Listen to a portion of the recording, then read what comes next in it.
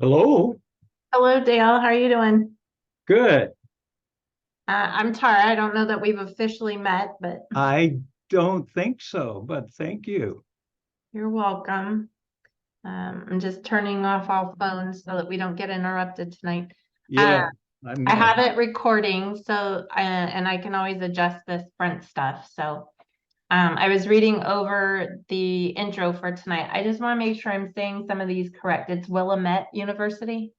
Willamette. Willamette. Thank you. Hmm. Willamette.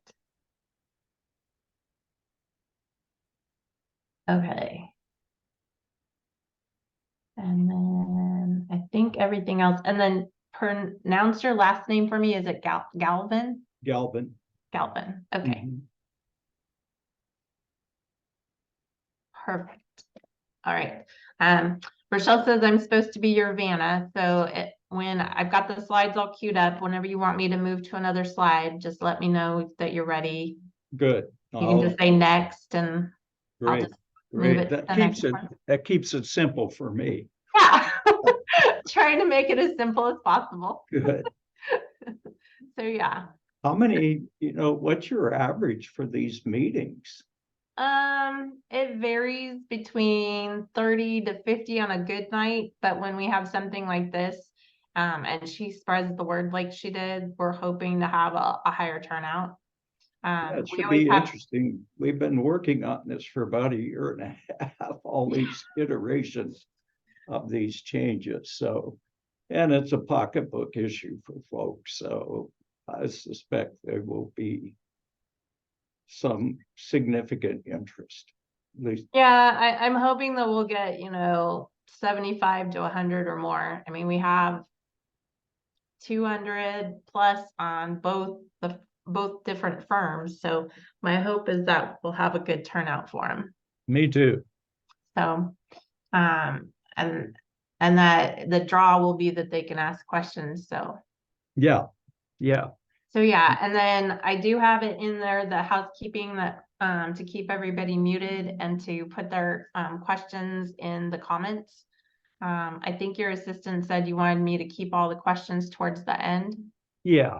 Okay. And remind me when I was supposed to go to 6:30. Yeah. Remind me when I hit about 6:20. 6:20. Okay. Yeah, Do you because want me to tell you verbally or do you want me to yeah, tell you in the chat? yeah.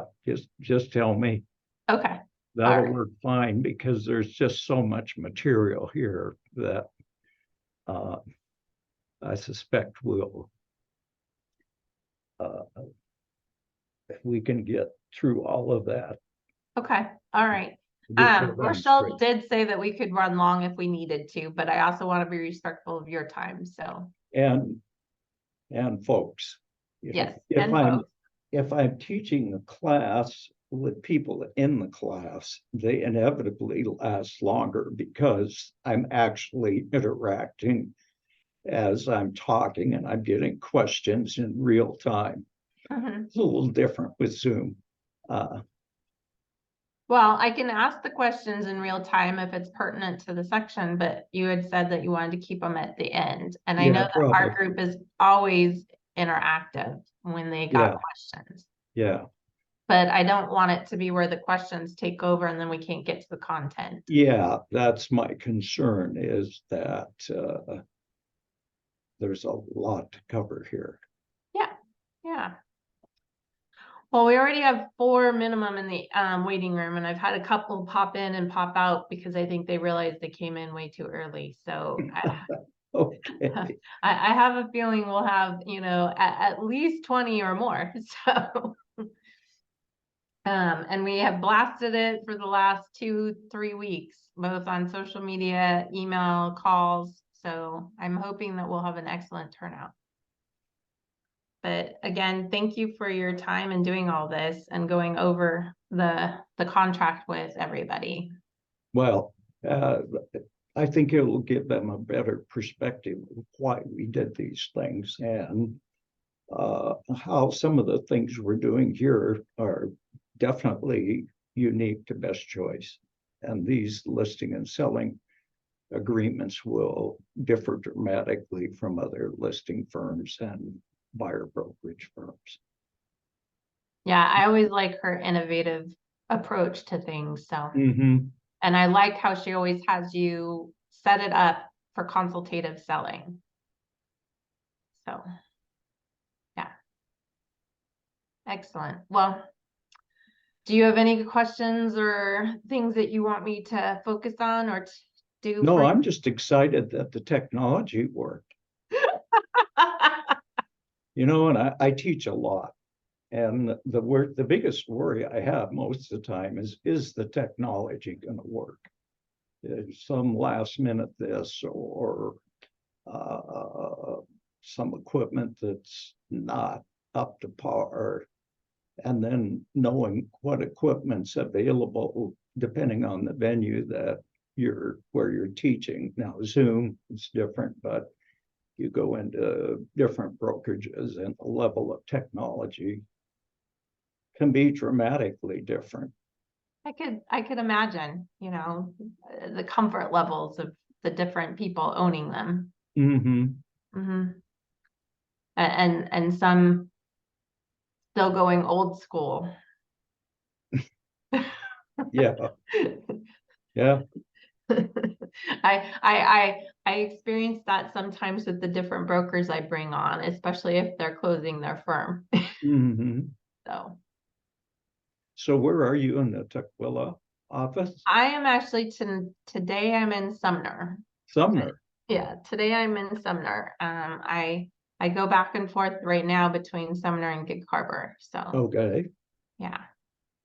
So and then rumor has it they may put more locations on my route. Oh, So, okay. so yeah, but I'm just happy to be where I take care of people. So all right, well, I think we'll give them a few more minutes and see, because I want a good blast to come in and I want us to start close to 5:30 as possible so Sure. that people don't miss it.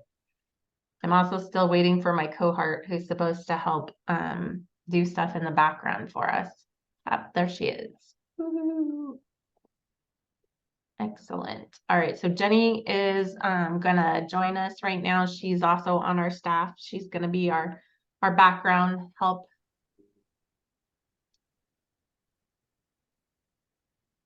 Hey, Jenny. Hey, are you good? I'm good. We're recording. So I just need to make you have presenter rights or admin rights. Let's see.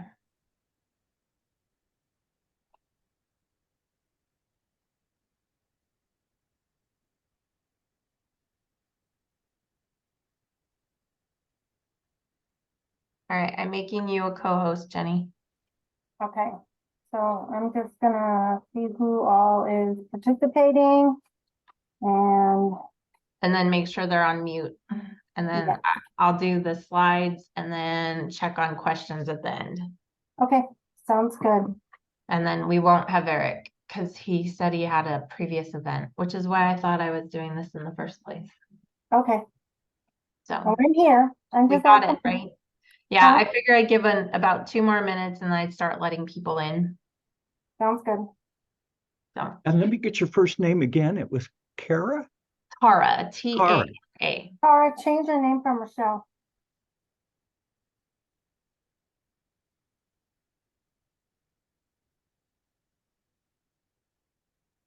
Oh, I can rename it. Okay. Yeah.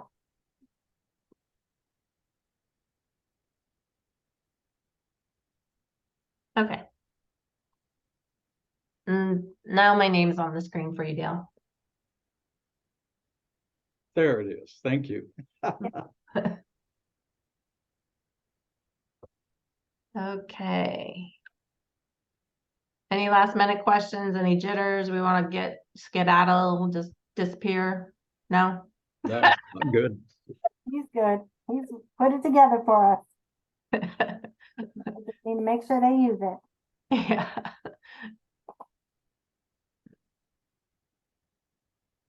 All right, I'm gonna start letting people in. Since they're all early birds anyways.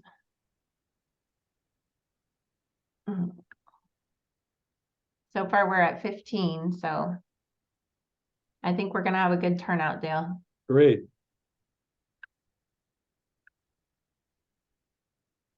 Jenny, you good? You ready? Yep. Go for it.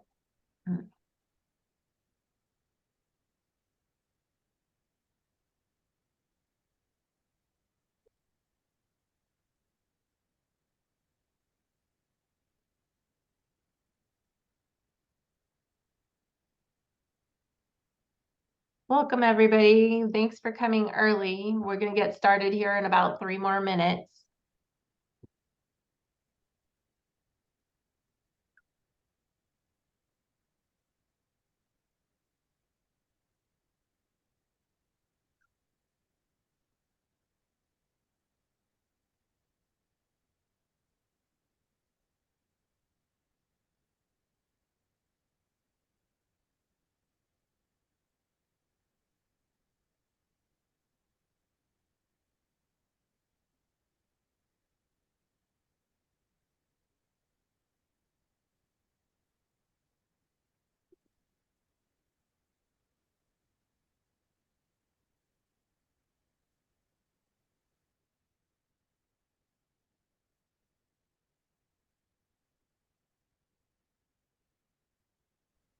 Unmute him.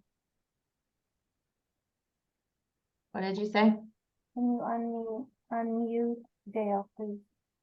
Yeah. Okay. They're popping on fast, so I'm just trying to mute everybody.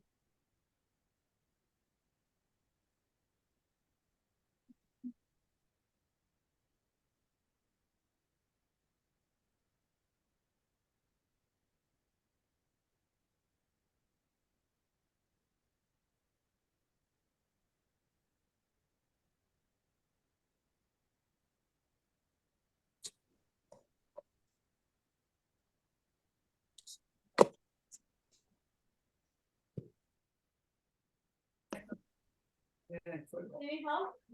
Well, we're gonna on the station. We're gonna watch, no, I'm gonna watch Monday Night Football. I'm muting them as fast as I can.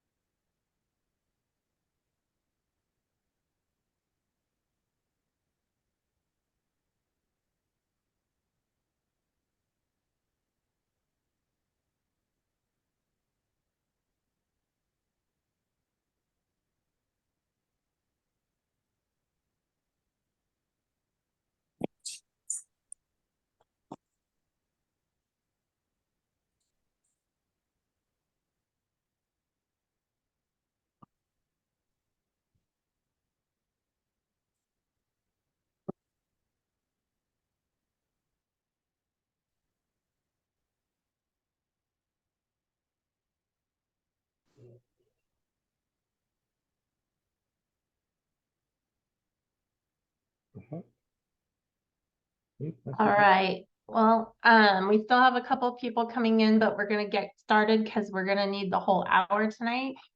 But I wanted to say thank you, all of you, to come tonight for this special webinar.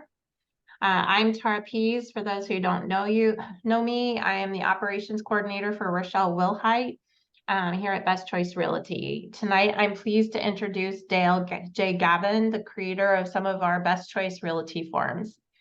A little background on Dale. He's a principal at several law firms from 1988 to 2004.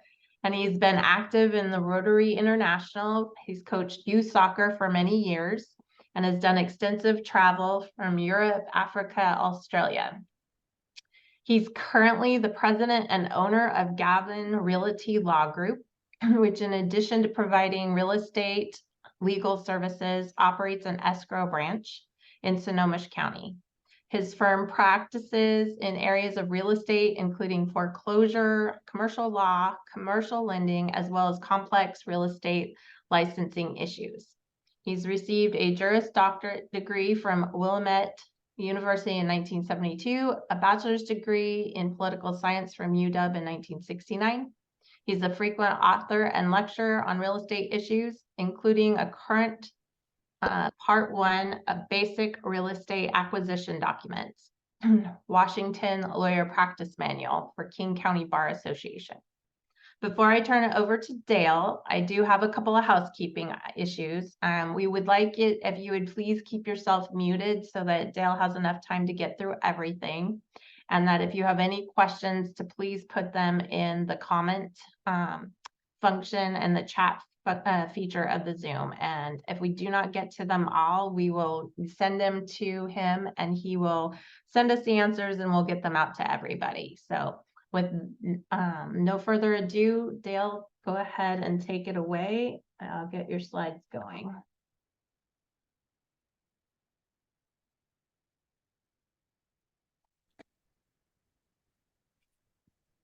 Dale, you're muted.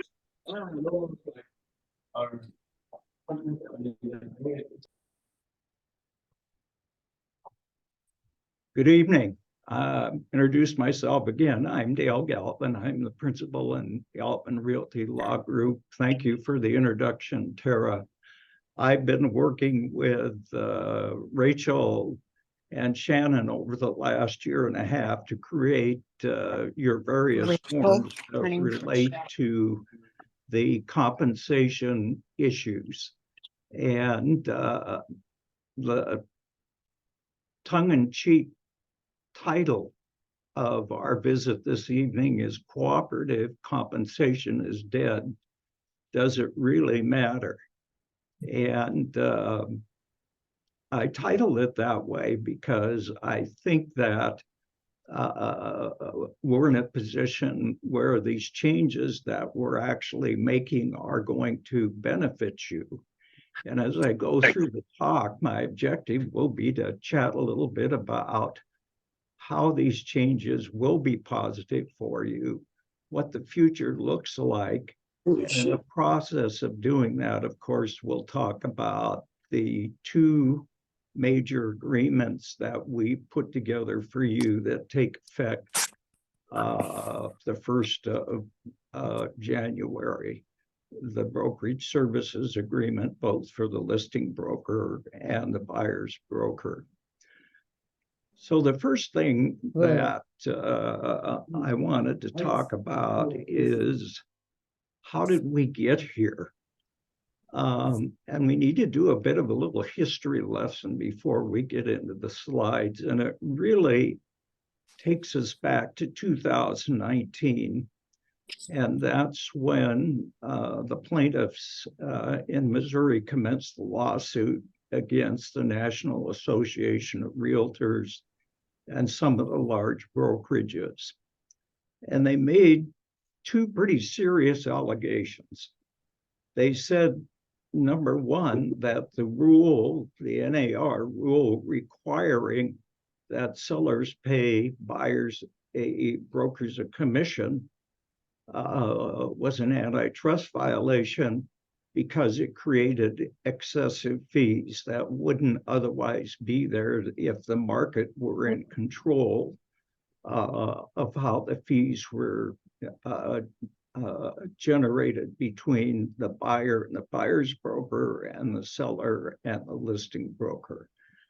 They also said that these large brokerages basically collaborated with the NAR to create this antitrust violation. So here we are now, 4 years later, and those allegations, at least in the eyes of one jury, were deemed correct. And we have a $1.8 billion judgment that was entered against the NAR and these brokerages, some of whom settled before the lawsuit. But to the credit of our realtors in the state of Washington and our various MLSs, they got the word early and they began taking steps so that they weren't going to be victims of these antitrust lawsuits. And Tara, if I can get you to go to the first slide, we'll jump into that. Let's go to the next one. Next slide. Okay. So one of the major changes that was made in our system in June of 22 to address this problem was a change in the MLS Rule 101A1. And essentially what it said is buyer brokerage firms' compensation will be published in a listing. And the buyer will will know what that is and will have an opportunity to accept it or make a counter if the buyer believes that the buyer's broker believes that that number is below what it should be. And so that was the first time that we had listings that were numbers that were made available from the seller directly to the buyer, not a cooperative situation where it was the seller giving the listing number to the listing broker and the listing broker sharing the commission with the buyer. So this was the first effort by the MLS to eliminate commission sharing, which is, of course, the basis for the lawsuit against the NAR. But it was also an opportunity for us at Best Choice Realty to change both our buyer's brokerage agreements and our listing agreements. Because before that, the MLS had significant control over what these documents could look like. And an example of the creativity that we were able to add to these forms back in June of 2022, and those forms were circulated in October, was on the buyer brokerage side to add a couple of provisions about retainer fees and consultation fees, so that if you, as a buyer's broker, were providing services that were over and above what we would consider the norm, for example, if you were consulting with a developer and you were out trying to find properties for the developer, you could charge the developer a retainer fee, which would be applicable to your final fee, the retainer fee, or a consultation fee, and those fees could be either refundable or non-refundable. And so this allowed for creativity in your documents, and we've retained those provisions in the new form that will be effective come June 1st. We've added provisions in the sale and listing agreement for compensation of the listing firm when the buyer was not represented. And we provided for compensation from the seller to the buyer brokerage firm. So those provisions did not exist in the previous documents. And the net effect of all of that was to increase your compensation as brokers in those two scenarios. So let's move to the next slide, Tara.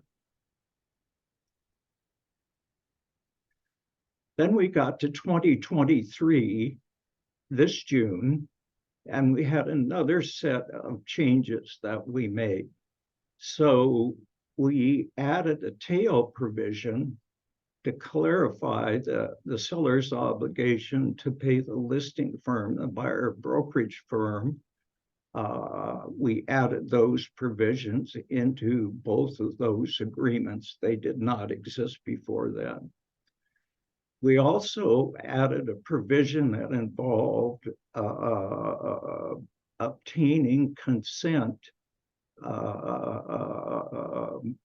before sellers were recording or listening to conversations, buyers or buyers brokerages. This has become a significant issue with all this wonderful recording equipment that we have.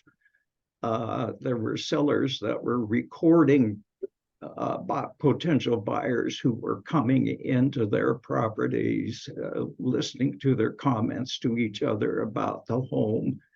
And of course, the takeaway from that is those of you who are buyers brokers shouldn't be talking to your clients about those types of issues while you're on the property.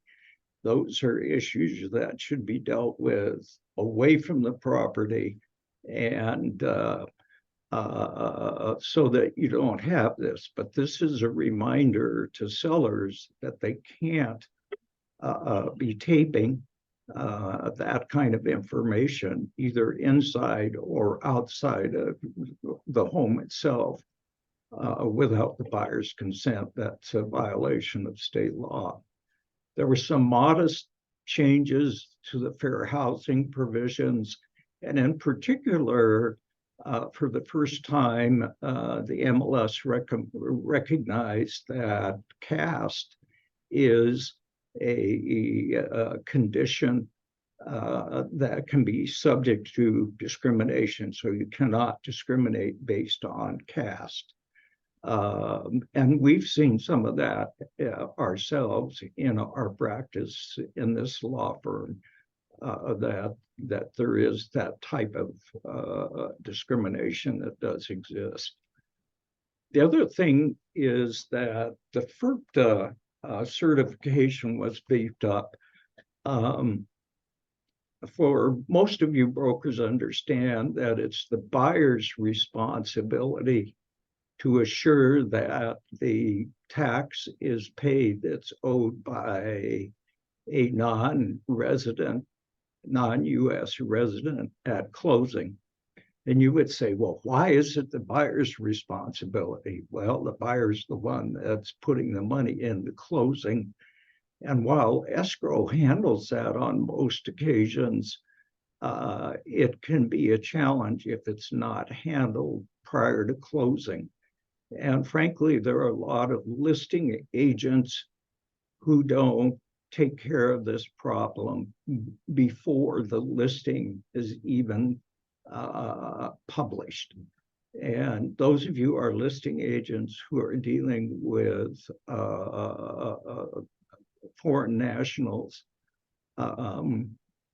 you should make sure that your clients don't owe taxes under FERPTA for the sale. And they should be talking with their accountant or other tax professional and resolving the tax issue before closing. If they don't, that may put an additional burden on the buyer And what this provision says is that the seller agrees to indemnify the listing broker and pay the buyer whatever fees the buyer incurs to make sure that this happens. So FERPTA is an ongoing issue. We see it with the closings we do in my office, that oftentimes sellers are racing around to get the certifications from the IRS as to how much is going to be withheld to pay their taxes. And it needn't be that way if they've done their planning before the listing. The August 23 buyer brokerage agreement also added 2 sections on inspector referrals.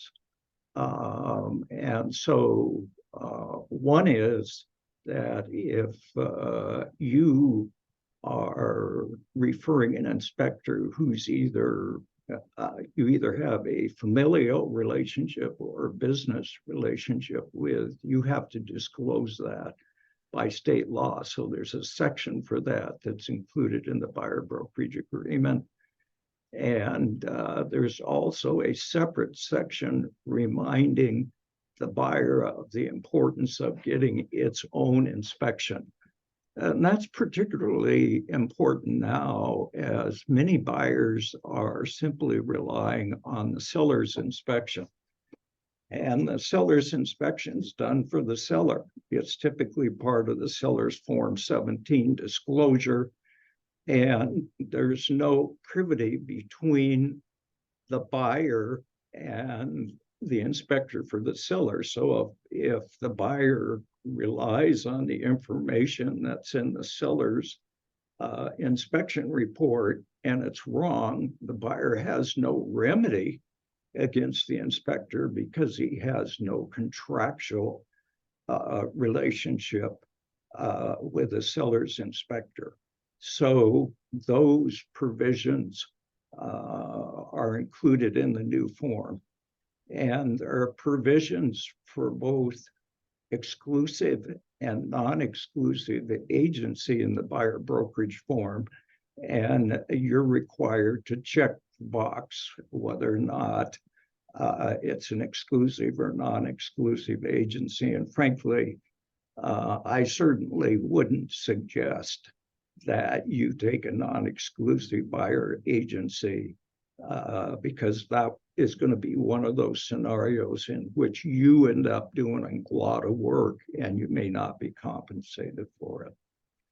So next slide, Dar. So where are we now? We're now facing these changes that are effective the 1st of January of 2024. And what I will do is run through the major changes with you. And then as we go through the document, you can see where they're placed in the document. So the first one, which is critical for a buyer's broker, is that as reasonably practical after commencing the buyer's brokerage services, you must enter into a buyer's brokerage agreement. And so the question is, when is that? Is it when right after I receive the first call from the buyer about representing the buyer? My experience is that that's not the case. That typically, if brokers entered into buyer brokerage agreements at all, it wasn't at that point. What about after the first tour? How far are you going to go before you enter into that buyer brokerage agreement?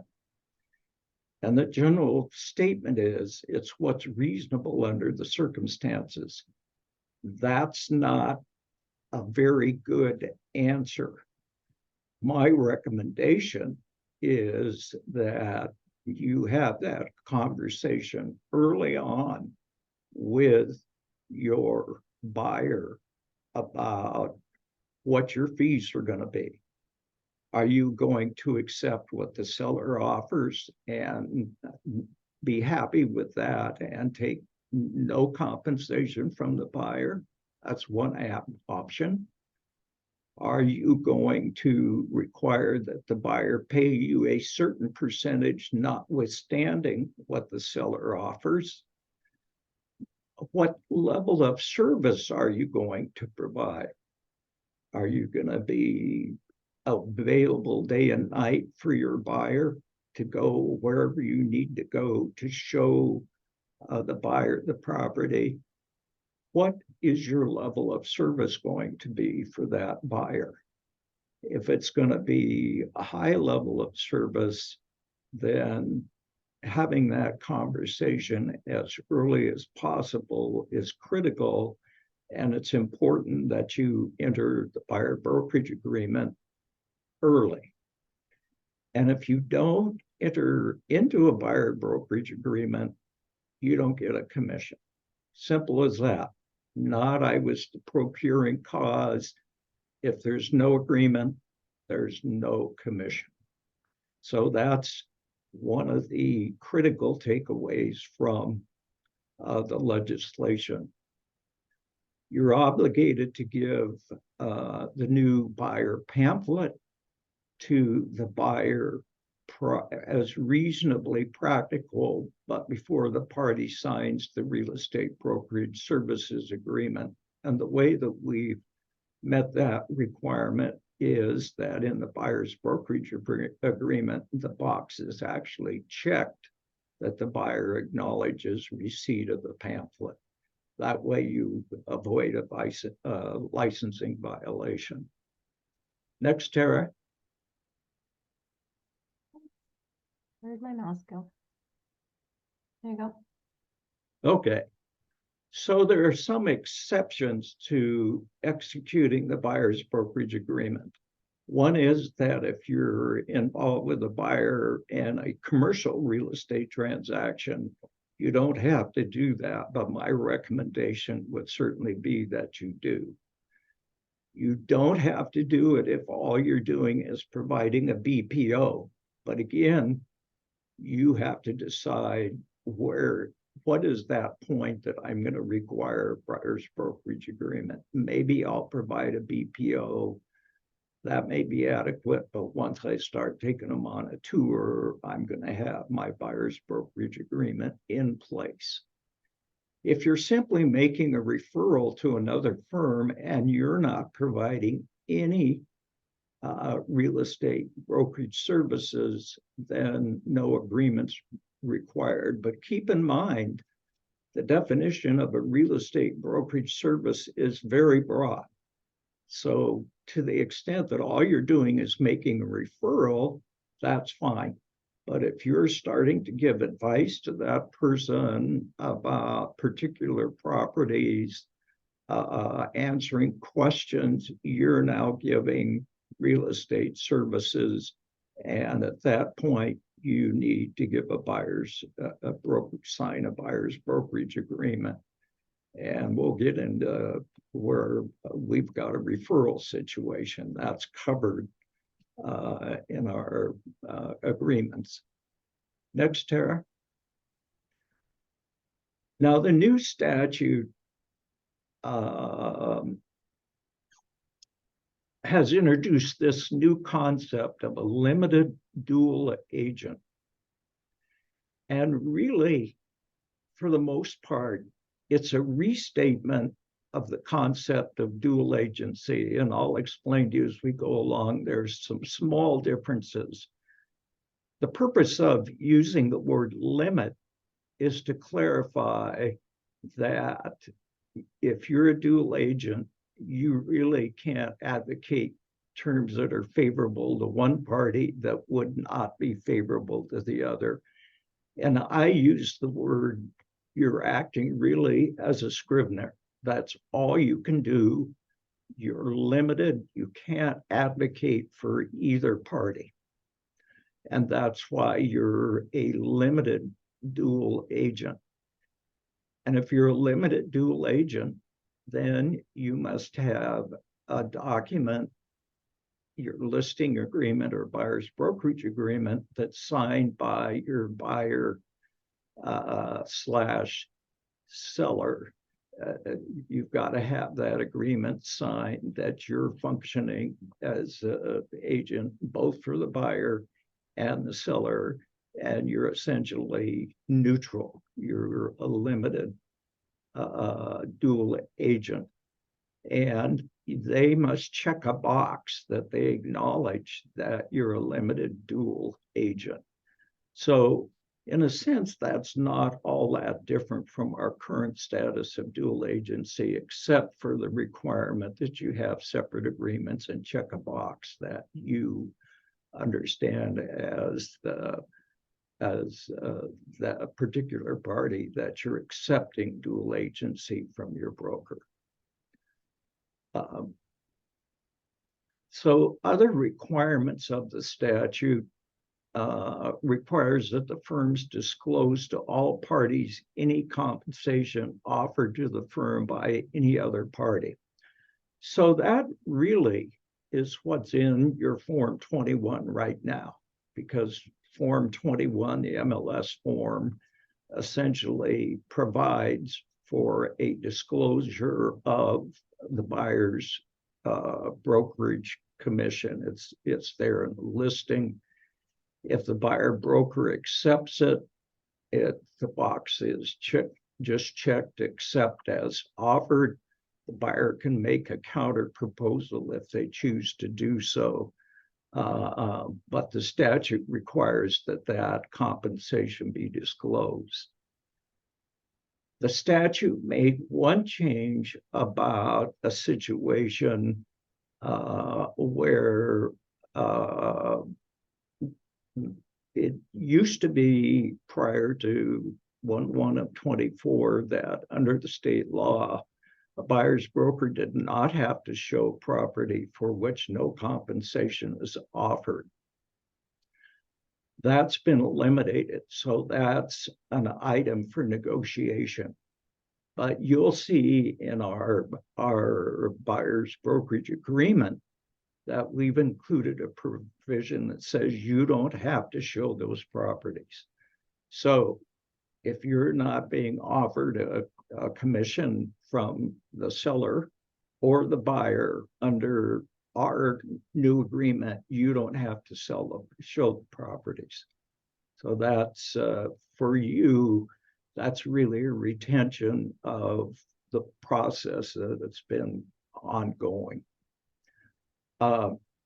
One of the final sections of the new statute is it just updates the real estate pamphlet, and the MLS and Washington Realtors are going to be providing a one-page document that we still haven't seen yet for you to give your clients.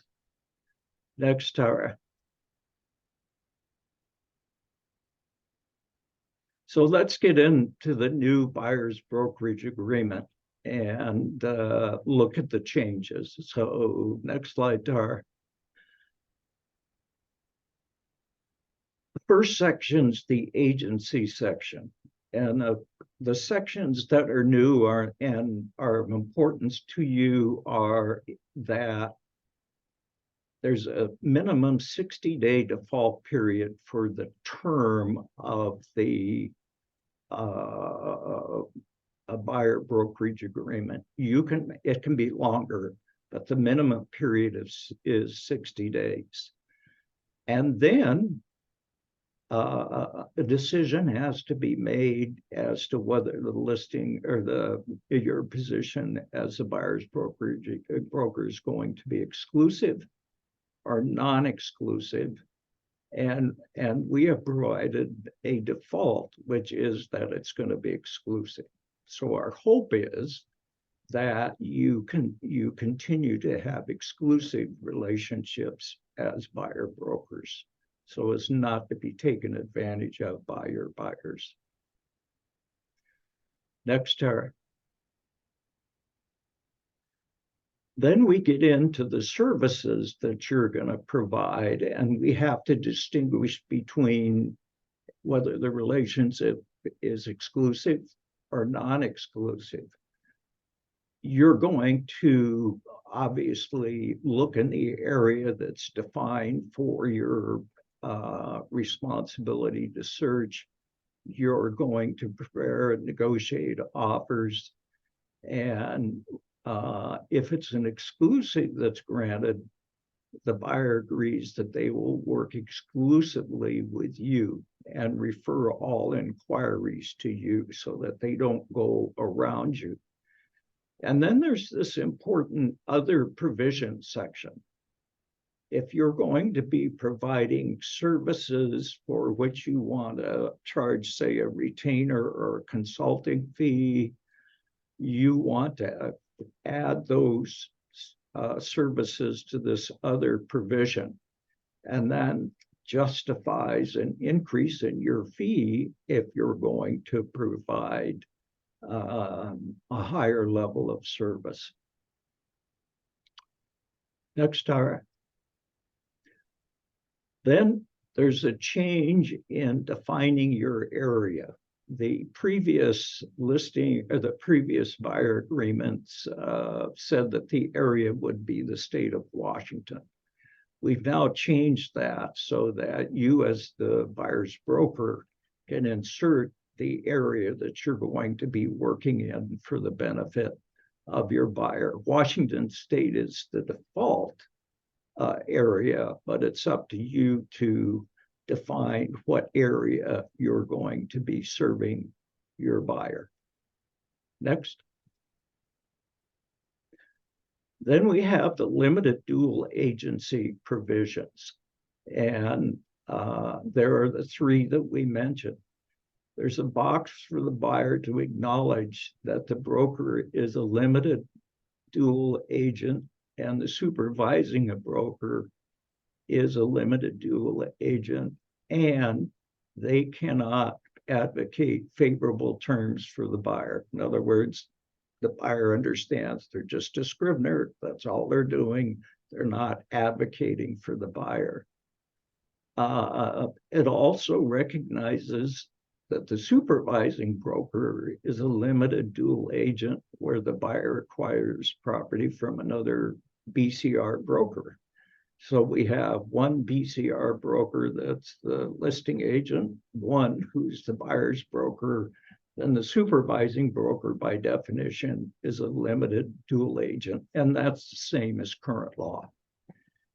And it also recognizes, this is a new provision for you, that other BCR buyers may make offers on the same property as your buyer. And that doesn't create a conflict of interest. And the buyer, your buyer, understands that there may be other buyers represented by other BCR brokers who can and will make offers on the same property that they are. So those are important disclosures that you're making to your buyer about dual agency, and that we don't have a conflict just because multiple BCR buyers might be bidding on the same property. Particularly important with multiple offer situations with low inventory. Tara, give me the next one, please. Okay, so then we get into the compensation. So first of all, the buyer is advised of the seller's compensation offer, and that is found in the offer itself because we know it's in the listing, and we know it's going to be in the offer itself, and then the buyer has an opportunity to respond to that. And the key point of all of this is the offer is coming from the seller directly to the buyer broker. It's not coming through the listing broker, and the listing broker is not then offering some percentage that it decides is appropriate to the buyer broker. And again, in the compensation scheme, you may ask for a non-refundable retainer and consulting fee if you're providing those extra fees. The buyer's brokerage fee is to be disclosed on this document, and you'll see the default is 3%, but I'm sure that you'll be real clear about the number you expect to receive as a buyer's broker's fee. If you put in 0, that means you're accepting whatever the seller is willing to offer you, which may be nothing. And we'll talk about that in a bit. The buyer's fee is disclosed when the broker is a limited dual agent. So there's a separate section to outline what that fee is. And typically the default is the 3% fee. The buyer's fee is offset by whatever is received from the seller. But in the event the seller's fee exceeds the buyer's fee, BCR retains the difference. So the concept there is if we have the buyer's fee at 3% and the seller offers 2.5%, then the buyer's obligated to pay 1/2. On the other hand, if the buyer's fee is 2.5% and the seller offers 3%, you get to keep the 3%. So we've structured this document so that you benefit as the broker. If there's an exclusive, the tail has been increased to 180 days. So if that property that you brought the buyer to before your term ended, the buyer ultimately closes on, you've got 180 days to claim your share of the fee. But it's reduced if there's a competing buyer broker, and that's consistent with what's been in the multiple on the listing side. And the buyer consents to fee sharing between BCR and other buyer brokers. So if there are more than one BCR broker that's working on the matter, the buyer consents to that fee sharing. So those are the provisions on compensation. Next chart. Next.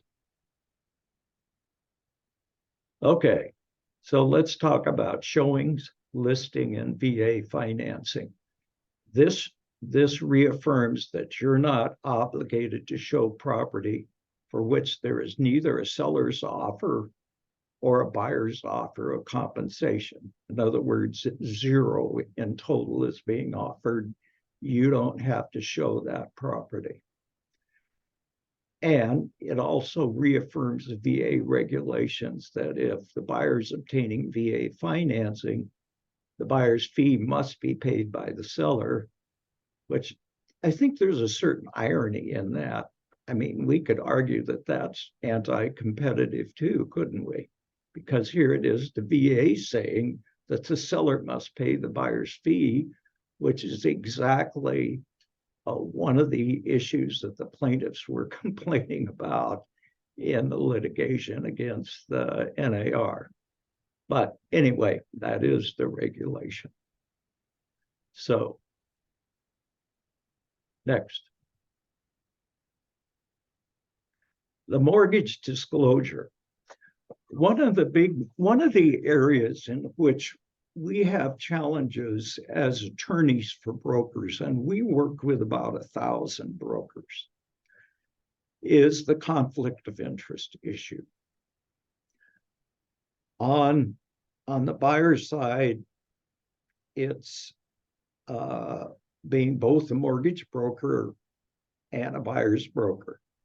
And we understand that that's allowable, but that can create problems, and we'll talk about that in a second. On the seller side, it's being a contractor, either intentionally or unintentionally. And we'll get to that when we talk about the seller. On the seller side, when the listing broker is basically directing the repair work on the property that's being listed. So talking on the mortgage broker side, we're clear about doing 2 things. One is to point out that Best Choice does have a relationship with Movement Mortgage, but Best Choice is not a loan originator, and that the buyers encouraged to make their own independent selection of a mortgage company. And that's consistent with what would be a RESPA disclosure. It's not as involved as a true RESPA disclosure. But it's telling the buyer, just because we have this relationship, you don't have to use Movement Mortgage. And the second is that where we have that situation where one of you is not only a buyer's broker, but you're also a loan originator, a mortgage broker, you have to check the box that we've got there and indicate that you are a loan originator, and that the company you work for is not an affiliate or related to Best Choice, and that Best Choice is not supervising you, and that you're not required to use the buyer broker as a loan originator. And this disclosure is quite important because brokerages have been sued for the activities of their brokers who are loan originators.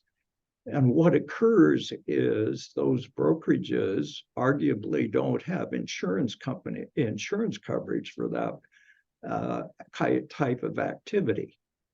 And then the issue is, well, which insurance covers this action of the loan originator? Was that person acting as a real estate broker when the problem occurred, or were they acting as a loan originator? So that's the reason for that disclosure, because it does create the opportunity for conflict. Next star. We have two disclaimers in here. We have a general disclaimer that simply says, we as buyers brokers are not experts, and you need to seek expert advice. I always share with brokers that it's your job to know if there's an issue and recommend an expert, but you are not the expert. So the key is to be able to recommend the expert, know that there's a problem that needs an expert, and be able to recommend the expert, but not give the expert advice. Okay, next. Then we have the boxes for checking what different disclosures are being made. And certainly you're going to check box 10A that you gave the pamphlet, and 10G that you gave the buyer's flyer. And I've called it the buyer's flyer because we haven't seen the actual title of these one-page flyers yet. We haven't seen them. But you'll want to make sure that you check box 10A and 10G when the flyer and the pamphlet are given. And then what other disclosures are included, you would simply check those boxes as well. Next. Dale, would you also say that we should do D as well? Pardon me? Should we do D as well, since that's the fraud one? Should you do what? Mark D for the fraud pamphlet? Oh, if that's what you're, if you've given somebody the wire fraud pamphlet, yes, you should check it. Sorry, the sound coming out of my computer is a little bit No worries. All right. difficult to hear. No problem. So any pamphlet that you give, you should check the box. So if you've got property that was built prior to 1978, you're going to be giving a lead paint pamphlet, yeah, et cetera, et cetera, et cetera. Okay. Okay, thank you. No problem. All right. And you'll see here's the separate inspection disclosure. The first, and we made it separate for the reasons I mentioned earlier about we see so much litigation when buyers don't get inspections. And I tell sellers, either make sure the buyer does a pre-inspection, does an inspection, or can use the seller's inspection, but with the challenges that I mentioned to you earlier about using the seller's inspection. But we still see waiver of inspection. And what happens 6 months later? That buyer's walking into my office and saying, the seller didn't tell me about this, and the seller didn't tell me about that. And the first question I ask is, did you do an inspection? And if the answer is no, then I can continue to ask the buyer some more questions because I know the seller didn't protect itself by requiring the buyer do an inspection. Because the law is so favorable to sellers when the buyer does an inspection. If the buyer just gets a tiny bit of information about an issue and an inspection, they have an affirmative duty to do further investigation. And if they don't, the buyer has no claim. So that's the reason for that separate inspection recommendation. Get an inspection by a licensed inspector.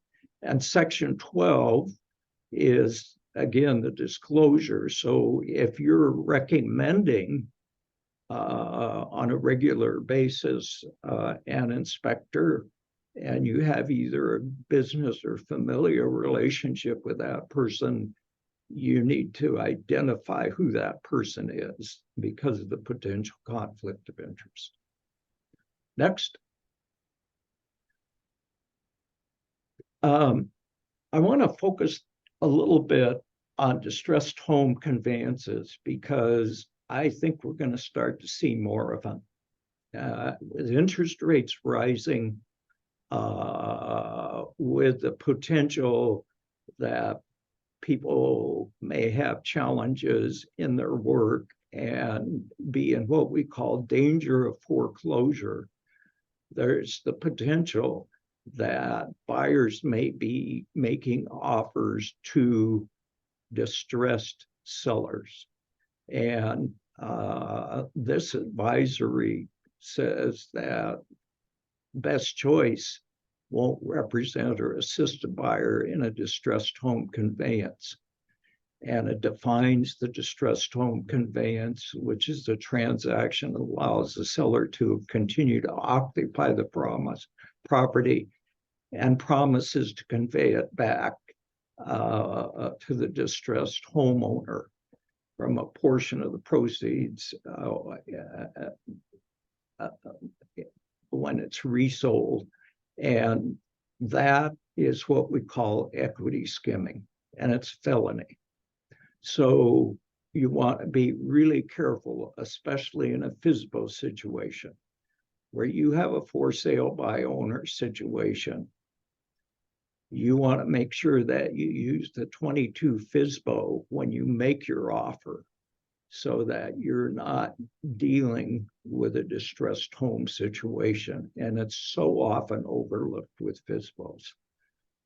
Paragraph 14 just says that if there's a dispute between the buyer and the brokerage, it's to be arbitrated. So this avoids court proceedings.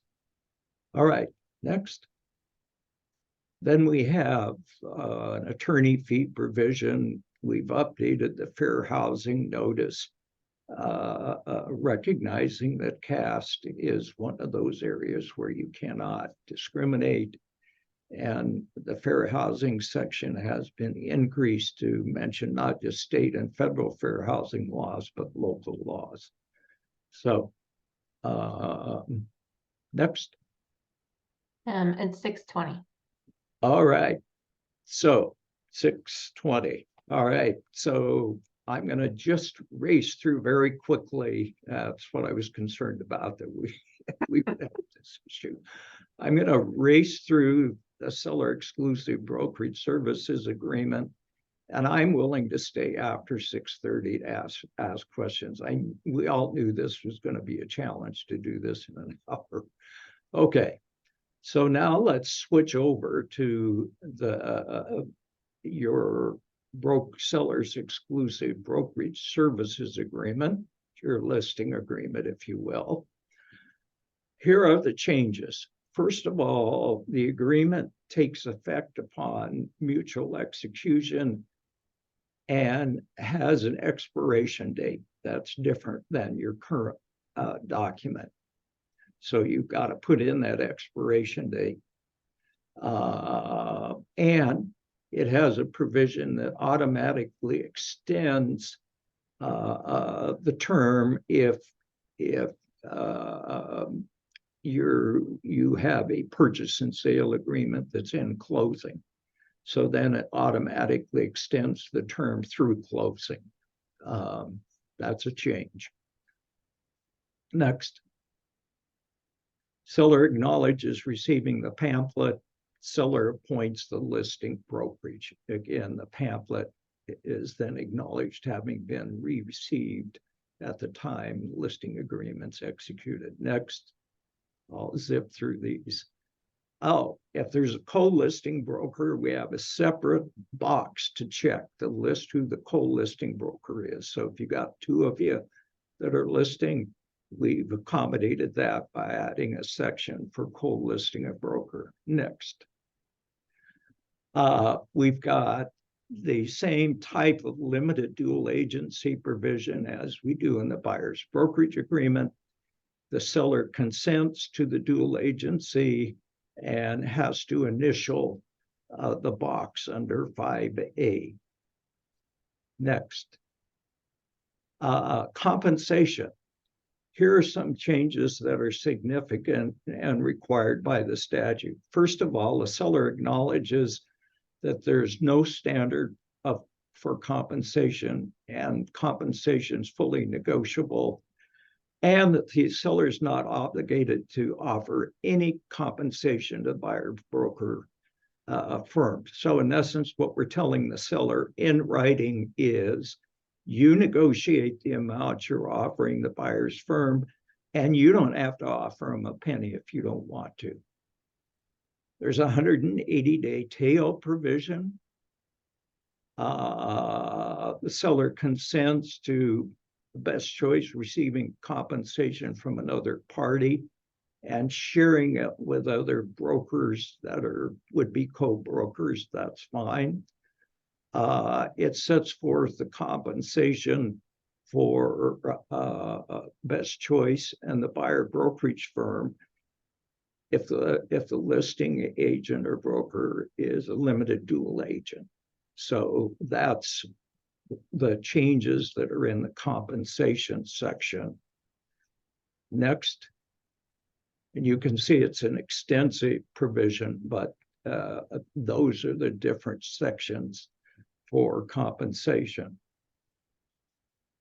Okay, next. This term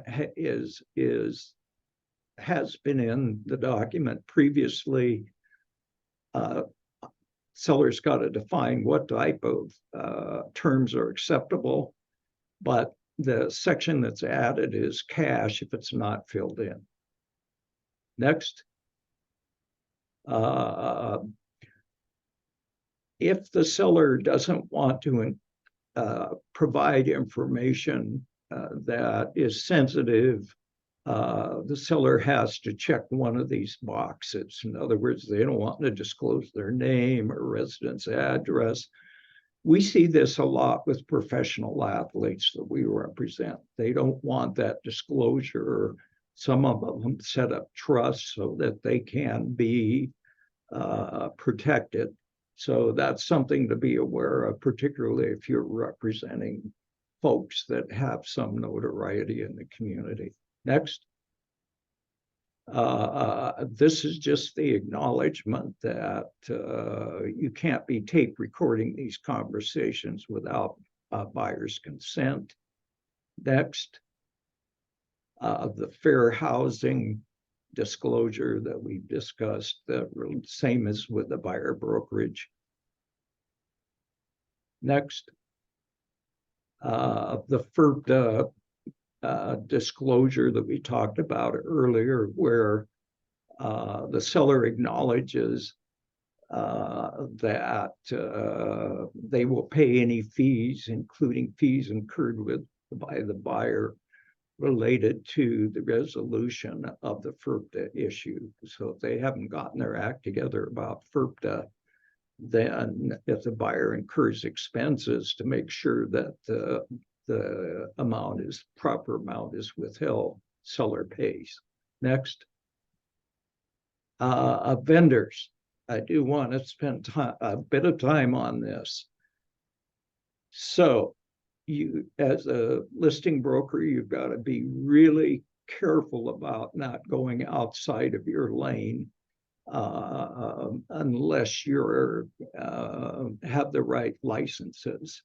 So first of all, you need to identify if you're going to be providing services that involve repair or remediation of that property that's to be listed. You have to first of all identify if you are not a contractor.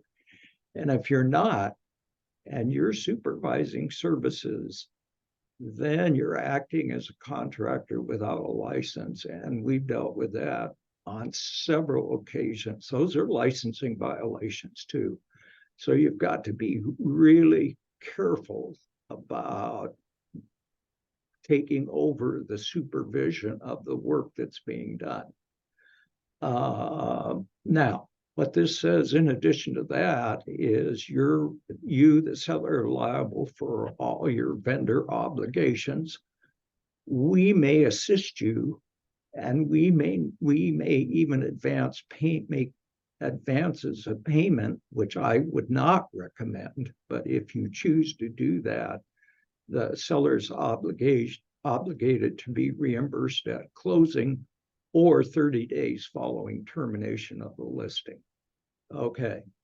And the listing broker and BCR make no guarantees about workmanship. And just reminding the seller that if these people aren't paid, the property can be liened. So my admonition is be very careful about doing this, because we see a lot of this now. Next. Next. That's it. Good. So questions. I know I zipped through a lot, and I apologize for trying to do this in an hour. It's probably a 3-hour presentation if we were really up to it. Let me give you just my comments on, I don't think this is going to make a lot of difference. Okay. And the reason I don't think it's going to make a lot of difference is until lenders start financing buyer brokerage commissions, the buyer's not going to have the money to pay the commission, right? So there's an interesting article in the Wall Street Journal that quotes the MLS that says there's been, according to court documents in one of the class actions, 99.75% of the sellers in our MLS market continue to offer compensation to buyer brokers, and 95% of those offers are rates exceeding 2%. And here's a quote from Justin Haig that's in the journal. He said this. He said, sellers and buyers are with ever increasing frequency availing themselves of the opportunity to negotiate compensation with their brokers.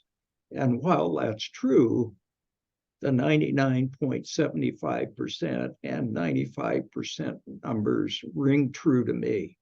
This is going to continue to happen, in my opinion, until lenders decide to help buyers fund the buyer brokerage agreement. So that's how I see it. Questions?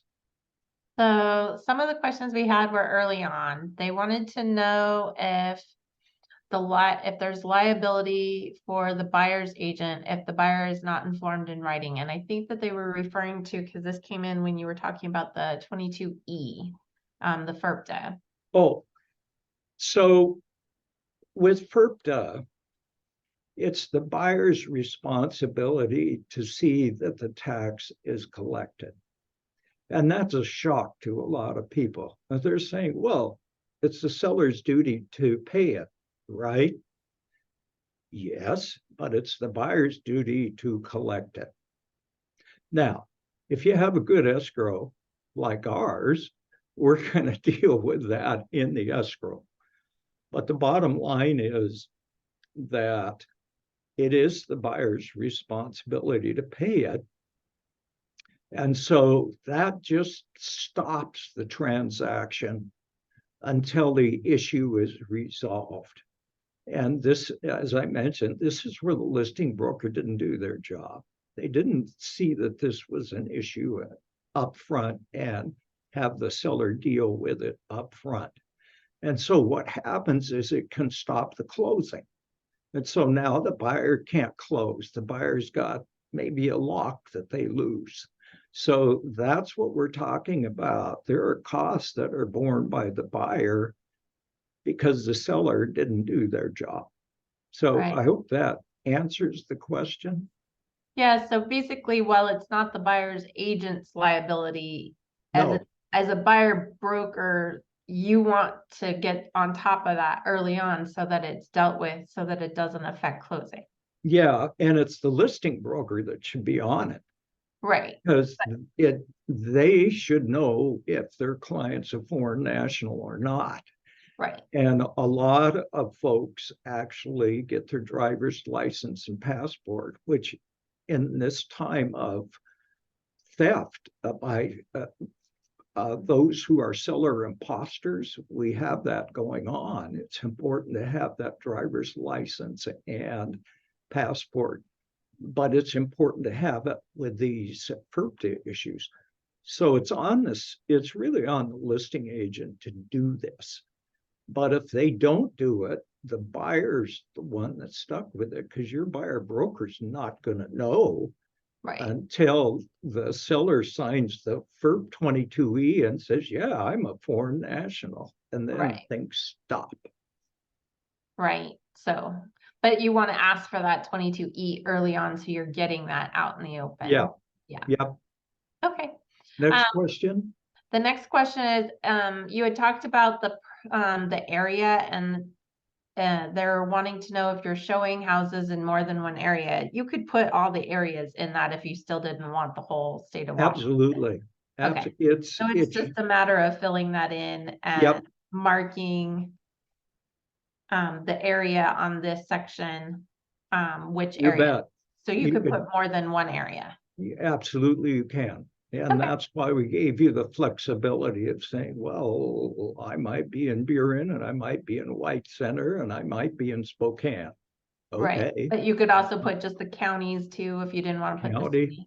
Works. Okay. Cool. On the section about the compensation, you were talking about where if it was agreed 2.5% but they paid out 3%, they wanted to know, does BCR get that, or does the BCR agent receive that 0.5%? Well, BCR gets it, and then they make the distribution to you as the broker based on whatever your agreement is with BCR, right? Right. Yeah. Right. And another point I wanted to make is when you have these non-refundable fees that I talked about, the retainer fees and consultation fees, those have to go through BCR. So whenever you're getting money as a result of rendering your real estate services, got to go through the brokerage. Right. So, but basically it would go back to whatever our agreement is. And so if that flat rate agreement we had, then the broker typically would get the benefit. Exactly. So that's why we wrote it, so that you're not cutting your fee anywhere here. I mean, if you look at the MLS's version of a list of of these agreements, there's a provision for actually cutting your fee. You'll see that it's not in this BCR document. Very good, very good. But it just depends. So if it's on one of those percentage scales, then the percent would then kick in. It's, oh, give me an example, Tara. So like if they're on a mentorship agreement, then Oh, they've got the 30%, 70%, or the 20%, or whatever their brokerage Mhm. agreement is in that percentage based on a team or a mentorship, then it wouldn't be where that flat rate. So then it would be where everybody gets a little part of that additional. right, yeah. So BCR is going to take in that higher number, Right. and then the split's going to be according to whatever agreement you Whatever have with agreement is, but if BCR. they're the flat rate and they don't have any of those percentages, then they'll obviously see, so They'll everybody pick gets, up, Yep. they'd pick up the difference. yep, perfect. But we're So- not giving that excess away. Right. So then the next one, they wanted to know when you were showing the inspection listing where we're putting in the disclosure, this Yeah. takes over the Form 41D, so they don't It have to does. do It's that. what we just, and thanks for pointing that out. What we decided to do was not have a separate 41D, make it easy for you. We'll put it right in the buyer brokerage agreement. We can do that now. So you're only filling out one document. Right, and that goes with that, the disclosures, we don't have to do the disclosure receipt because it's now part of this agreement. It is. And Yeah. again, that's what the idea was, to consolidate a lot of the things you're doing independently. And between Rachel and Shannon and myself, we've spent a lot of time talking about how we can streamline this document for you, so it's easier to work with, and it gives you the flexibility that you want to have, and it's biased towards higher fees. That's what we've done, biased towards higher fees. Right. And sure, you may have a buyer that wants to negotiate with you, and that's absolutely okay. All right, let's see. And then the next one I have, it says, not a fan of new non-cooperative voice in contracts. I'm not sure what the question is, but maybe you can understand what they might be asking. Yeah, I'm not following that again. Not A fan of this new non-cooperative voice in contracts. non-cooperative. Voice. What was the word? Voice. Voice. Mm-hmm. It came in right after this, so I'm not sure what it was referring to. Yeah, I might need some help in understanding what the question is. Okay. Atomic 8, are you available to unmute and help us out with your question or concern? Sure, here, Tara, it's Deanna Fulton. Oh, hi, Deanna. Hi. Hey, yeah, not a fan of this new non-cooperative voice in the contracts. It just really feels lopsided towards the seller, meaning the buyer is having to make all of these hoops to jump through. And perhaps this is just reaction to the lawsuit or litigation that has been pushed through against NAR. I'm not sure, but I can see where buyer's agents are What? buyer's agents, and this feels like a lot. I'm going to support them. Okay, so that, I think, ostensibly is what they're trying to show. In other words, that the sellers aren't compelled to offer what the plaintiffs contended were higher fees than would be in a market if the fees were freely negotiated. So I can understand you saying that. That's part of the intent of the statute. But what I'm suggesting is that even with that language in there, and based on the statistics, these 99% statistics, I don't think much is going to change. I think if you're having a conversation with your seller, it's going to go like this. All right, what are you going to offer that buyer's broker? Because you know the buyer doesn't have the capacity to pay much. That's the reality still. And the seller's got to make a choice. And here are statistics saying that 95% of the offers are still over 2%. And I review in my own office every purchase and sale agreement that's closed. So I see what's offered. And most of the time it's around 2.5% or above. I don't see that changing absent some, as I said, lenders actually providing funding to buyers to cover the commissions. They don't. So if that changes, then I could see then the market might shift. The one other point I'll make, and this is part of the plaintiff's theory, which I don't buy, is that now buyers brokers are going to go into providing limited services. I'm only going to take you on tours. I'm only going to help you with the inspection. I'm only going to write the contract. So I'm providing you limited services, and so therefore I will charge less, or I might even charge by the hour. That's the theory. So far, it's not worked in this market. Maybe it'll be the case in some other market, but these statistics are pretty clear that doesn't work here. And there's been one national firm that tried that and failed. So we'll see. Great question, by the way. Thank you. Thank you, and Dale. Deanna- Appreciate the clarity. And why we still have you, your other question was, will consulting or retaining fees need to be further defined on a different form? You should put it in the other section of your compensation. So that's why that other section is there on and the buyer's brokerage agreement. Tara, we have to go back, but there's a section for other, and that's where you can put in. If we go back here, Is this what you're talking about? Oh, under services? Yeah, where it says other provisions, that's where you can write in the specifics of what other services you're going to provide.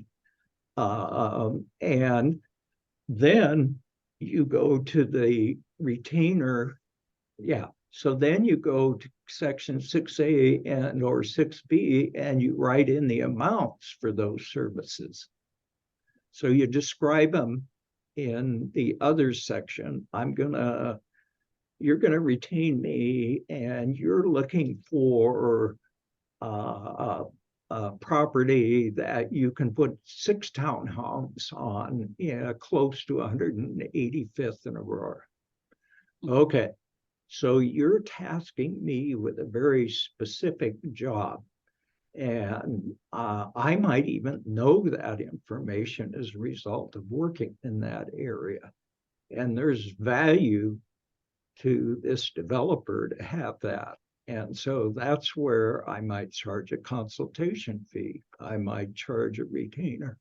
And even if you decide not to make an offer on any of those properties I bring you, that's valuable information.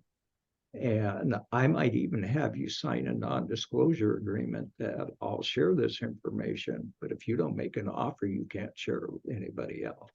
So that's the kind of thing that's out there right now, especially my associate Shane's on our call tonight. He does a wonderful lecture about all the new middle housing legislation. And there he is. And he would tell you that's a big deal right now. So that's an example. Perfect. Thank you. All right, she was concerned about the compensation because she said that she wasn't sure that how you explained it was how it works. So I'm wondering if she means by if you write it in the seller and the seller pays part or the buyer pays the other half. Okay, so No, that's not what I meant by that question. Oh, okay. I'm just really confused, and I'm happy we have a lawyer here to kind of discuss this further with us. Just based on how I understood compensation works, I'm really confused on how we even got this far with this lawsuit, because from my understanding, a listing agent negotiates compensation with the seller, and they're paying that listing agent that compensation. And at that point, it's the listing agent's it's their initiative to turn around and offer half of that or more, some sort of compensation to the buyer's agent. So how is the seller saying that they're paying the buyer's agent compensation when they can negotiate that with their listing agent of the total amount that they want to pay? okay, so that's a great question. That's exactly what was eliminated. That's the cooperative compensation model that's been eliminated. So, because in that model, who was making the decision about what the buyer broker was to receive? It's the listing agent. So the listing agent said to the seller, okay, you're going to pay 6%. I'll offer a buyer broker 2.5%, 2%. In a short sale, I might offer the buyer's broker what? 4%, because I'm not as valuable as the buyer's broker in a short sale. But that's what's been eliminated here. That's the whole concept that we're eliminating. That's the cooperative sharing concept that resulted in the $1.8 billion verdict. So now the seller offers directly the compensation to the buyer broker. That's the difference. And Gotcha.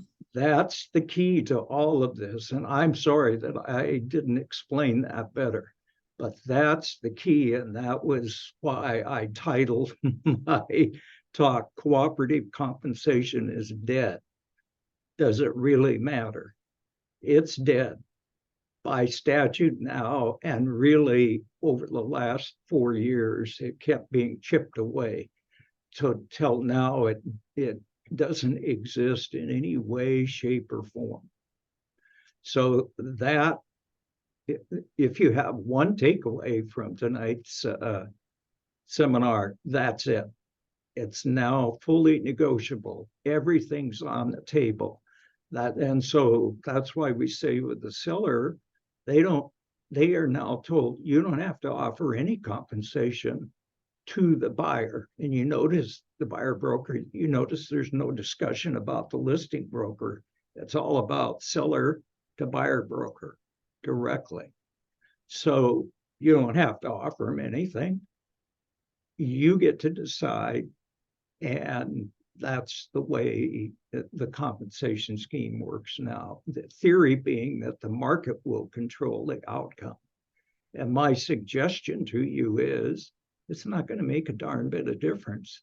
Nothing's going to change because nobody is funding the buyer.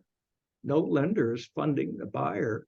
So the buyer's brokerage compensation still has to come from the seller. It's just more subtle. It comes directly to the seller than through the listing agent, who gets to decide how much the buyer's broker gets.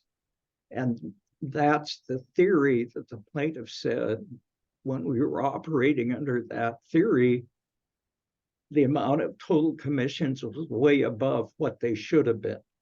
And they've got some huge numbers that they'd put together about this, and the jury bought it to the tune of $1.8 billion. So that's what we're dealing with here. Great question. Gotcha. Thank you for explaining Oh, that. no problem. Thanks for asking. All right, and next we have, could the new service agreement require help us get paid for services already provided if the buyer terminates the service agreement after showings? The buyer agency has been notorious to easily terminate for buyers. I'm going to ask you to read that to me one more time, or give me the essence of the question. I think what they're saying is, we go and we show houses and Yeah. then they decide that they want to terminate. Well, we haven't gotten paid, but we've got all this time invested in that buyer. Exactly. So the whole key for you is, when do I have the buyer sign the buyer brokerage agreement? Do I let the buyer take advantage of me? I'm a nice guy. I keep taking them on all these tours. I keep spending all my time with these people, and they dump me and they go someplace else. That's why I say this is a good thing for you. It's a good thing for you to say to the buyer, we must now discuss my compensation. I'm required by law to have you sign a buyer's brokerage agreement now. That's what the statute says. And this way you can blame the state. You can say, hey, Marley, I might not have done this, but I have to do it now.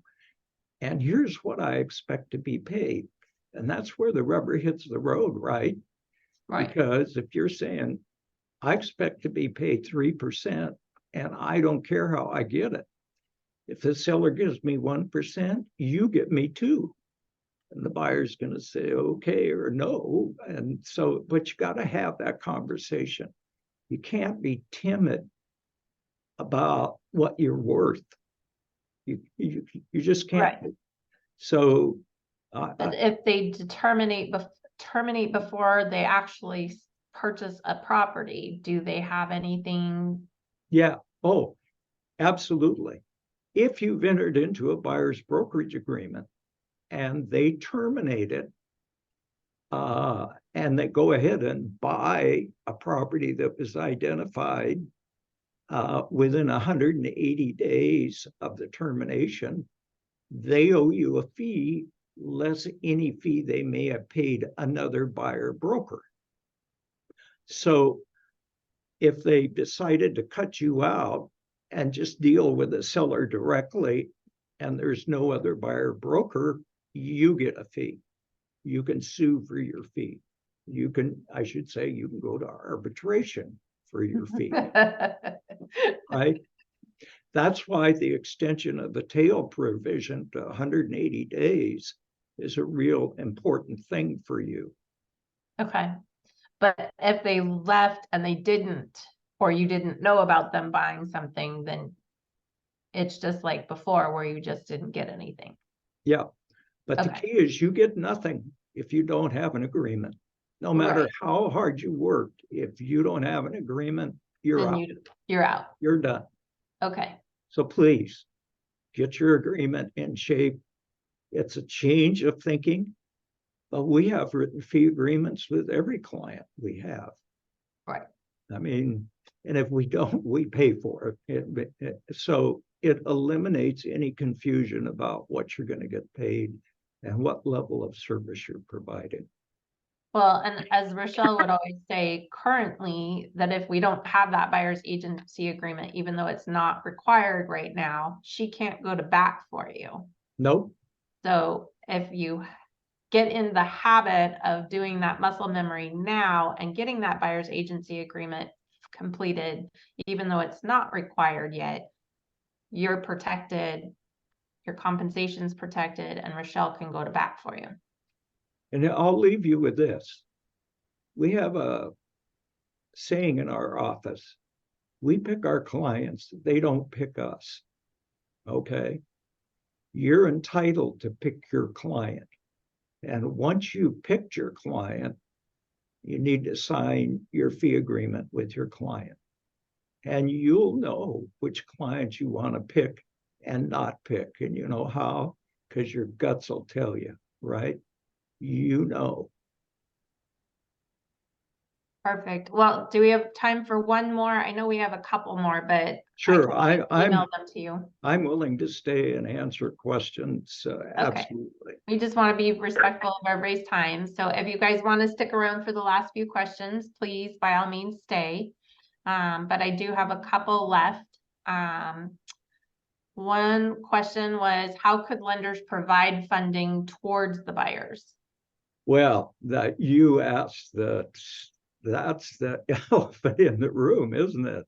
Yes. Because if, you know, and I've discussed this with a lot of my contemporaries about, well, you've got all these loans that are sold to Fannie and Freddie. Are they going to change their regulations? If they did, wow, okay, then the funding conditions are different.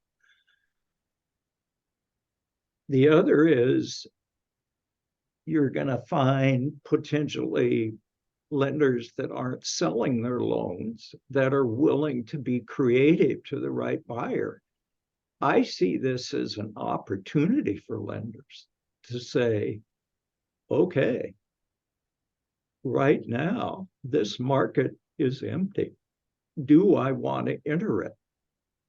Do I want to provide financing to my buyer secured by the property, which includes the brokerage commission? Now, my risk is going to go up because less down payment, right? I'm advancing more. So maybe my fees are higher.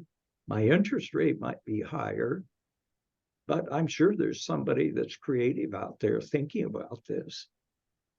Well, I haven't been for the last 2 years because nothing's happened.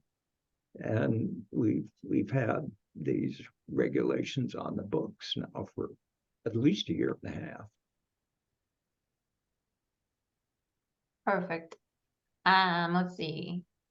So 2 separate businesses with 2 separate clients, no guarantees of compensation. Can the seller negotiate compensation after the purchase and sale is sent to the buyer? Summarize that for me again. That was that was a lengthy question. Yes. So it looks like there's no guarantee of compensations, but they wanted to know, can they negotiate after the purchase and sale? So like they've already negotiated from the sounds of it. Can they negotiate after it's sent to the buyer? So who are they representing? That's the thing. It's got 2 separate businesses, 2 separate clients. So it's not clear who they are, but it's saying the seller negotiates the compensation. So I'm wondering if it's a case of where there was no buyer agency broker compensation listed.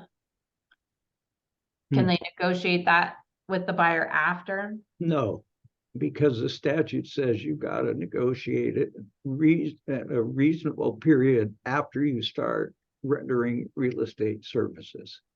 So the onus is on you to negotiate that agreement, whether it's with the seller or the buyer. Of course, the seller is easy because you negotiate a listing agreement right up front. The buyer, you got to do that too quickly. That's the point of all of this. And the reason for it is fees need to be disclosed and negotiated up front, which makes perfect sense. It's what we do in our business. Clients come in, you tell them what they need, and they say, what does it cost? And you say it's X, and they say, okay, or not okay. If it's okay, they sign a fee agreement, we're good to go. Yeah, so it's all about transparency and having it up front. And then if you want that seller to pay for a buyer's agreement, then that's where that negotiation comes during the purchase and sales negotiation. Well, what's going to happen? The seller is going to disclose in the listing what the buyer broker is going to get. Okay. The buyer broker knows that. And then in the buyer brokerage agreement, the buyer broker is going to say, Mr. Buyer, I will agree to take nothing from you and represent you. You may see a lot of that, just saying, okay, I get it. You can't pay for it. So I'll rely on what the seller is going to offer. Which would already be in your listing. Yeah, but Mr. Buyer, remember the section in your buyer's brokerage agreement that says, I don't have to show properties if neither you nor the seller pay me anything. So I want you to know it's 0, but I'm not showing any properties in which the seller doesn't offer me a commission. Okay, So that's Sarah, the can I way- ask a clarifying question? sure. Hello, Dale, it's Deanna again. Yeah, So I wrote that question, and really my concern is when our buyer's agents discover they've written an offer and cannot afford to pay the extra 0.5%, let's say it's a 2.5, and we start negotiating from the buyer's perspective to the seller agent, I wouldn't be at all surprised that the listing agent, I know I would think this way, might say, gosh, you're trying to negotiate the commission. Either I'm not going to pay that, or I'm going to change the fact that I wrote 2% on that because now we're negotiating. And I okay. just wanted to know what the wiggle room is there. Okay, so once the commission's offered, you can't take it back. Fair. Okay, that's Okay. what I need. Thank you. Can't do that. So once you put it out and it's on the listing and you're offering the buyer's broker 2% or 2.5%, you're stuck with that. Yeah, I'll give them Beautiful. multiple credit. They anticipated your point and said, no, once it's out there, you can't basically renegotiate. That's what you're offering, and that's what you're going to pay. Okay, thank you. Sure. So where they can negotiate is when you send in pay at on the purchase and sales agreement where it's Yeah. like, Okay. So if you I'll sell, offer as, yeah. So if you and you're pull out asking the seller to pay the difference. yeah. So the way that works, of course, is on your section 17 of form 21, you'll have the commission amount, and you'll have that, you know what the commission amount is from the listing. Say it's 2.5%. Right. And let's say your agreement with your buyer is 3%, right? Right. So now we got this half difference. So I made the seller, through my purchase and sale agreement, made an offer to the buyer broker. And you see, there's no listing agent involved in that, is there? The seller, through the purchase and sale agreement, made the offer to the buyer broker of 2.5%. The buyer broker has an agreement of 3% with his client. So now there's a discussion between the buyer broker and the buyer about that 0.5%. What are we going to do about that? The choice is the buyer broker can say, I'll take the pay as offered, check that box. I'm taking 2.5%. That's the end of it. Or they can come back and say to the seller, no, here's my buyer's broker's agreement, which I have to show you. It says 3%. I want you to come up with the other half, or I want you to come up with another quarter. Back it goes to the seller, who says yes or no. Let's say they say yes, well, then it's done. If they say no, then your buyer has a choice. Are they going to put up the other half? Are you going to give it up? And see, that's the theory behind what the plaintiffs were arguing in this lawsuit, that we need to have the ability to negotiate these things. And the negotiation was between the seller and the buyer broker, right? It wasn't and didn't involve the listing agent. The listing agent was making no decisions about compensation. Okay, So these are really great questions, because I can take this stuff that's on the paper that's so formalized and talk to you about real situations. all right, let's see. There's a misconception before the buyer pays the compensation because buyer is paying for the home. So now can we officially say the seller pays now?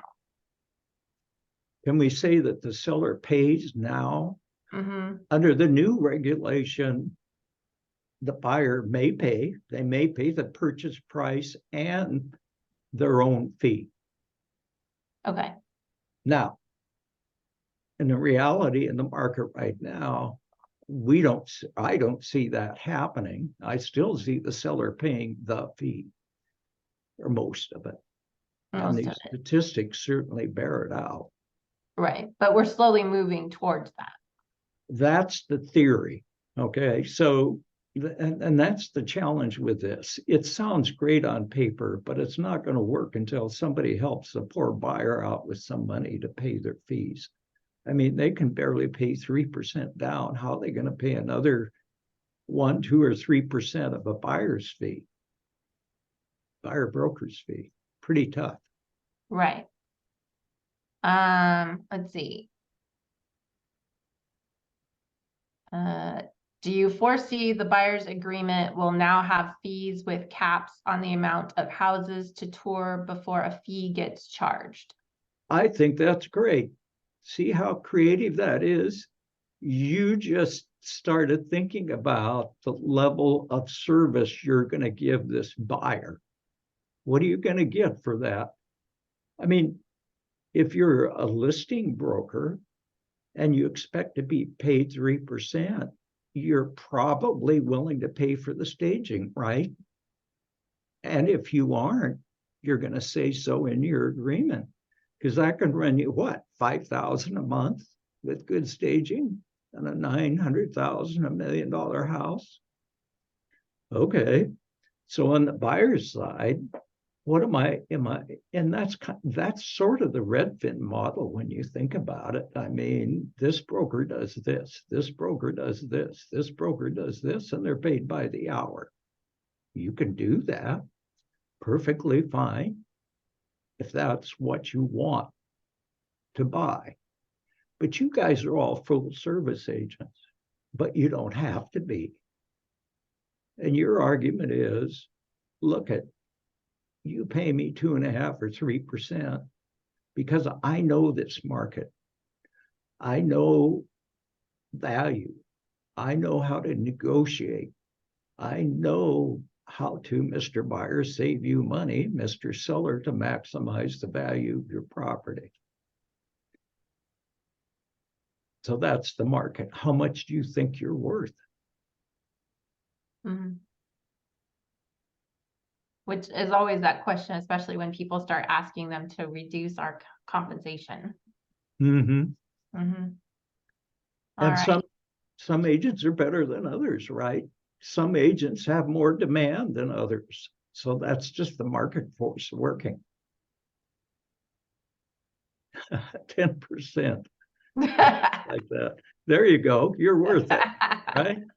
Right.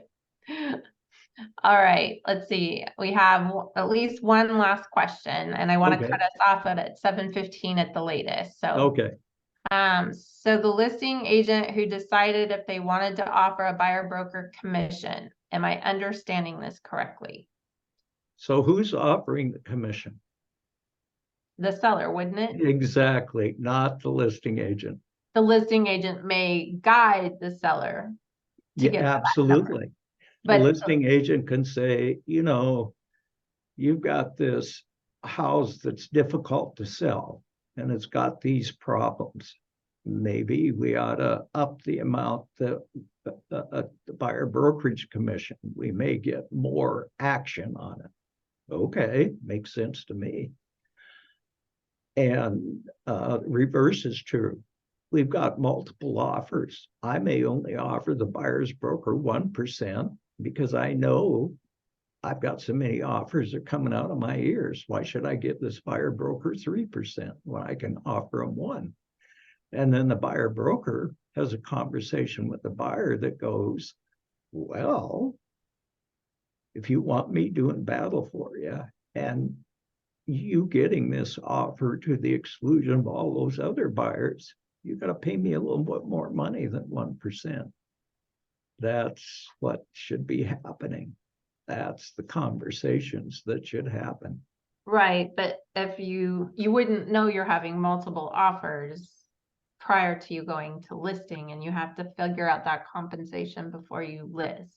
Well, what's going to happen is the seller publishes through the listing broker the commission that's being the offer 1%, because this seller's been advised by his broker that you're going to have 10 offers in this thing tomorrow. So the seller says, okay, I'm only going to offer 1%. Got it.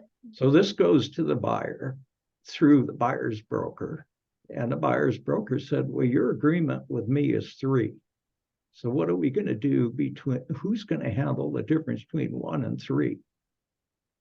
And this might be a fairly well-heeled buyer who can say, well, if you give me that, get that house for me over everybody else, I'm happy to pay you the other 2%. It's worth it to me. That's your wealthy buyer, right? That's not your common buyer. So every transaction's different. Gonna be a little different. Every right. negotiation's different. Okay. And we're getting away from standards, right? Right. That's what we're theoretically doing, that the market is going to control what these fees are. Well, so far it hasn't changed because it's just our market. We have such low inventory that the fees just haven't changed much. Right. So last question, and then we'll wrap up. On the buyer agency agreement, can they do a retainer fee where they and have it non-refundable or refundable, so that if the buyer, they show a bunch of houses, but they didn't actually buy, that they would still get that compensation? If it's non-refundable. As long as it's non-refundable. Yeah. Yeah. And you say to So them, if it's refundable, then it's not because they get it back if they close. they get, if it's refundable and they don't purchase, then you got to Then refund you it. have to give it back. That's why our agreement doesn't contemplate refundable. It contemplates only non-refundable. Non-refundable. Okay. So if you're going to go out there and bust your backside for this person, I want to be paid up front. Right. If you think like a lawyer, we almost always ask for a retainer. Now, it's not necessarily non-refundable, but we do ask for a fee deposit.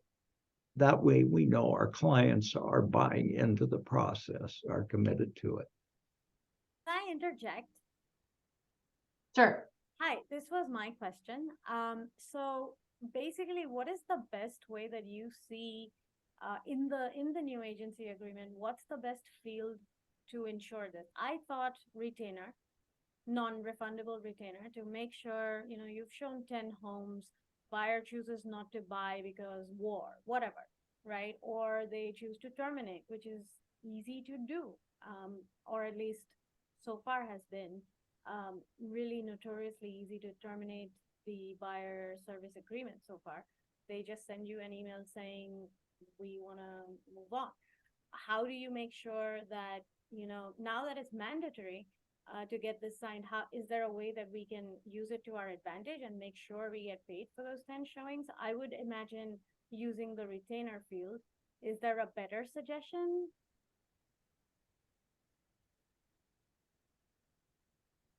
Help me, Tara, I couldn't hear the question. Oh, sorry. Yeah, so they're thinking now that this is a required document or agreement It is.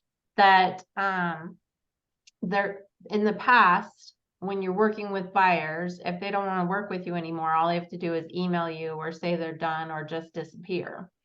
With this new agreement, that fear that it's still just as easy to terminate and not get paid is still there. So they want to know, is that retainer fee a way around that? So Could that, be. You could use it that way, but the important, well, first of all, we've had buyer brokerage agreements for quite a while now. Mhm. It's just that a lot of buyers, brokers, as a matter of practice, haven't used them. They've taken the risk that they may have evaluated the client. They've been a long-term client. Maybe they just were fine not doing that. But that's gone away. You must have this agreement and you've got to enter into it early. And if you want to charge a non-refundable retainer, absolutely you can do that. Because what that does in so many ways is it sorts out people you don't want as clients. You don't want somebody making you do all this stuff and you don't end up with any money. And there are a lot of people out there that will do that, unfortunately. They're out there. Thank you. yeah, I mean, just having somebody be willing to sign a buyer's broker agreement is huge, because it tells you that they're a little bit more worth the average person. Well, and you don't want to work for free. Right. Simple as that. Yeah. You- But I also like how it's very consultative selling when you're showing this, because it lets them know what you're going to do for them Mhm. and what they're going to do back. And it says, this is our agreement, and it just puts it out there. Yep.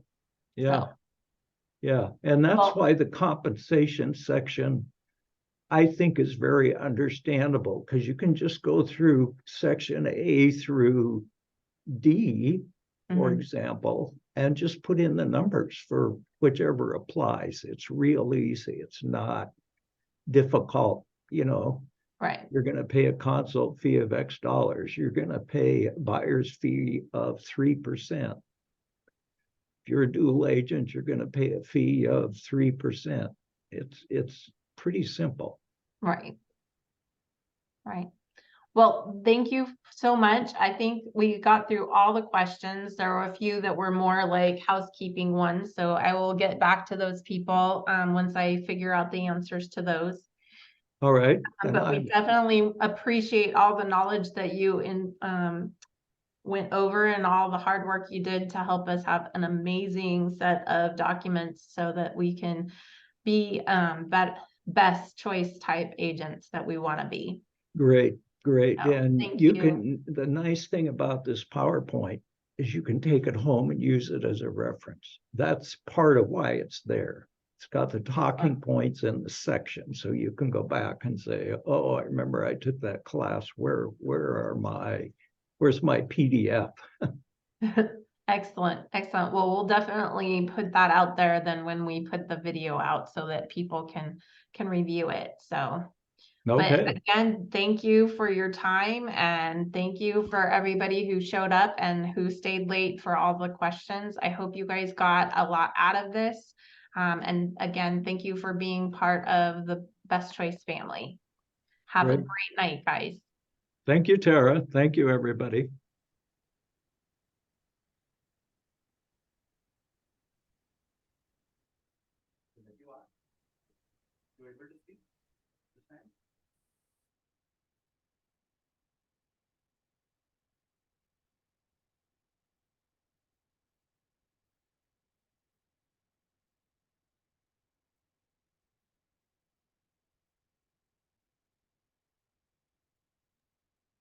Okay, Okay, you good? Did Good. you get all of the stuff you wanted to get so that we could? yep. I got it.